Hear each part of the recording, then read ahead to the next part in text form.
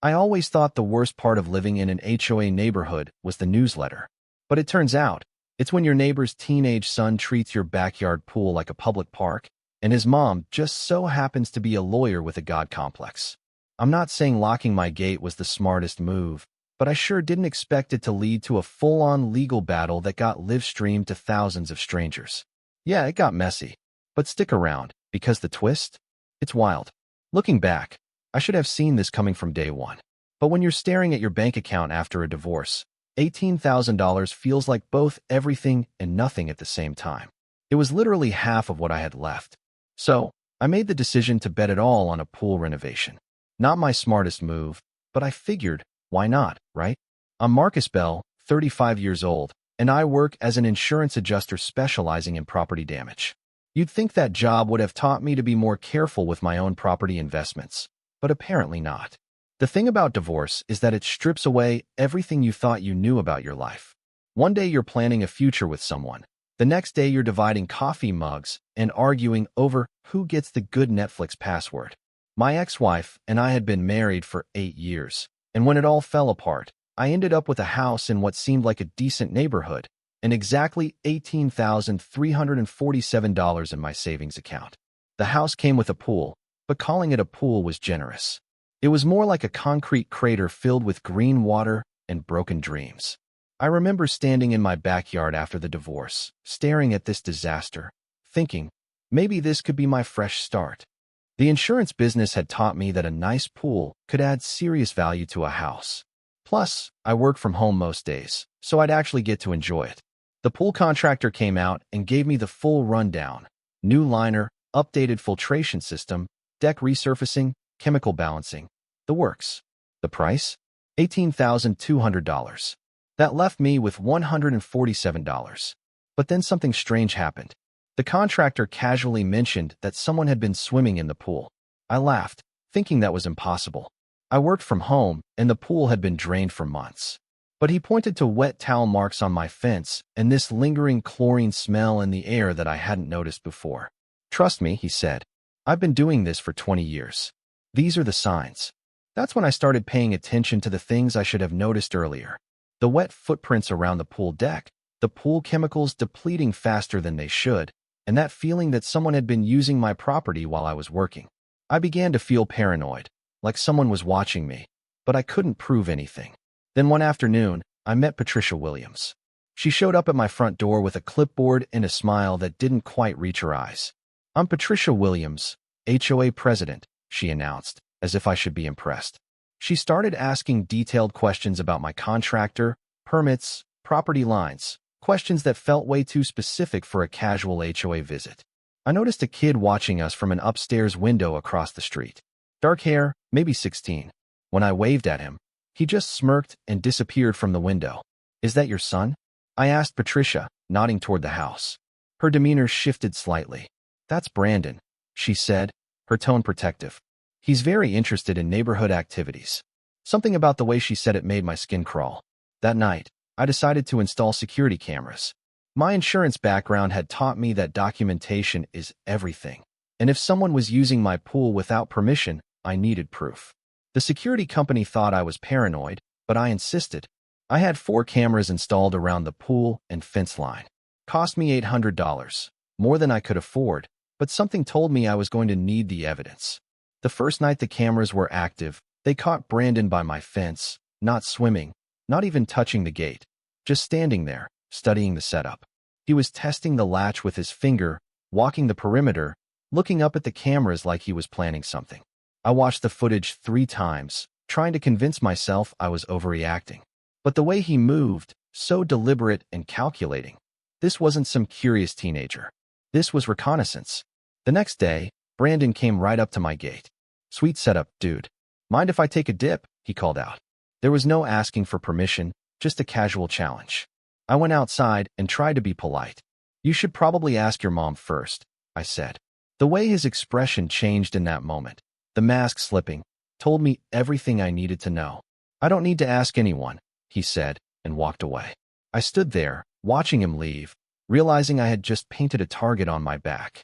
The next day, I came home from a client meeting to find 6 teenagers in my pool.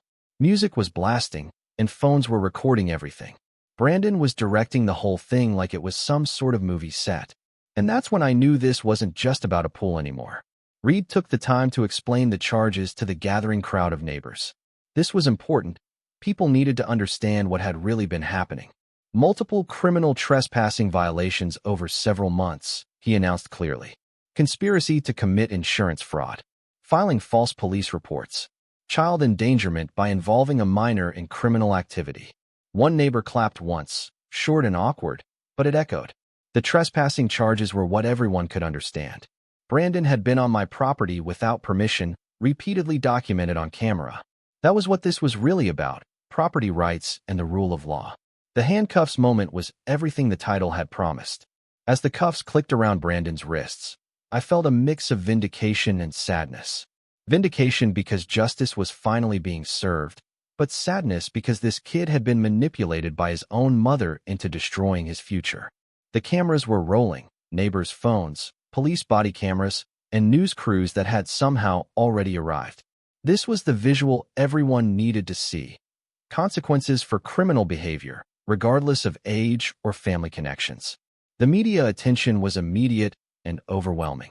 Local news trucks arrived within hours, interviewing neighbors about the elaborate pool fraud scheme. My story went from local social media drama to regional news overnight. HOA president and son arrested in insurance fraud operation was the headline that evening.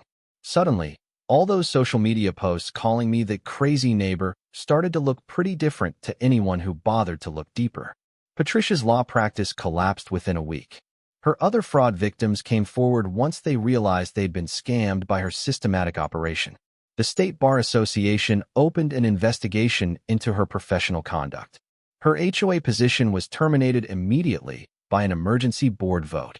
Everything she'd built, her professional reputation, neighborhood authority, and sophisticated fraud operation, was gone in a matter of days.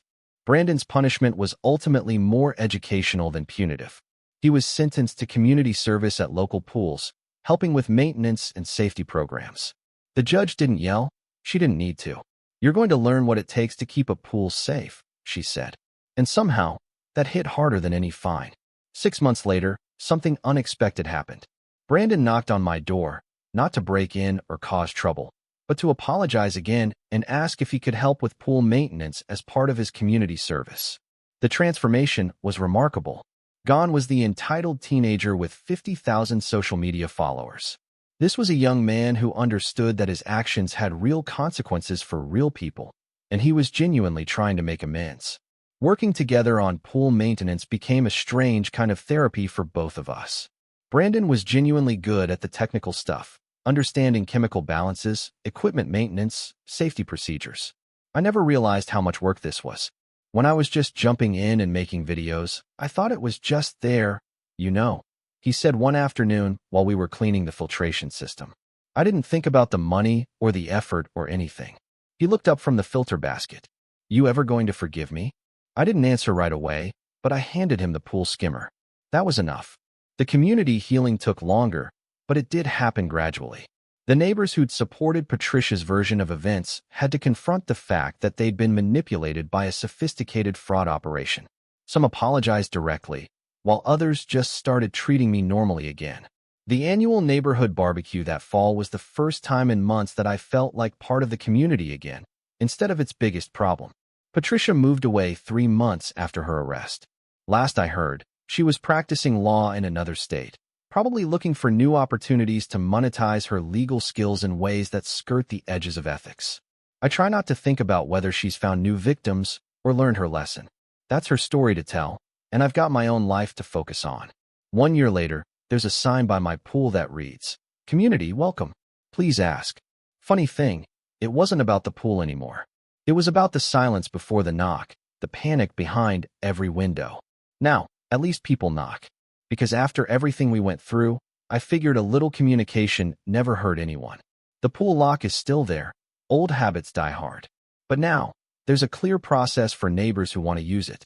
Amazing how much trouble you can avoid when people just talk to each other honestly instead of scheming and manipulating. The cameras are still rolling, by the way.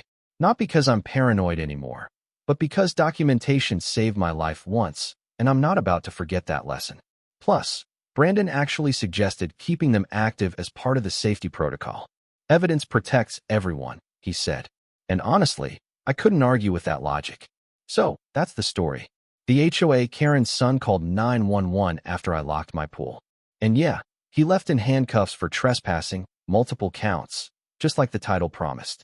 But here's the thing that surprised me most. About 6 months later, he started helping me maintain the pool.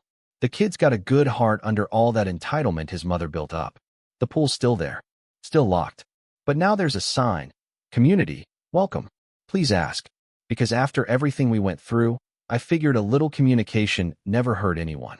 As for me, I learned that sometimes you have to lock your pool to unlock the truth. And sometimes the best investment you can make is in your own dignity. The $18,000 I thought I'd gambled on a pool renovation? Turns out it was the price of learning that standing up for yourself is always worth it, even when the whole world seems to be against you. The cameras are still rolling. By the way, old habits die hard. And hey, if you made it all the way here, thanks for riding this madness with me. Would you have handled it the same way? Or maybe just sold the house and moved to Alaska? I'd love to hear your take in the comments. If this kind of suburban chaos speaks to your soul, go ahead and hit that subscribe button. I post stories like this every week here on Storiesofqa. Real petty, real personal, and just the right amount of unhinged. From all of us here at Storiesofqa, thank you for watching. Smash that like button, drop a comment, and don't forget to subscribe.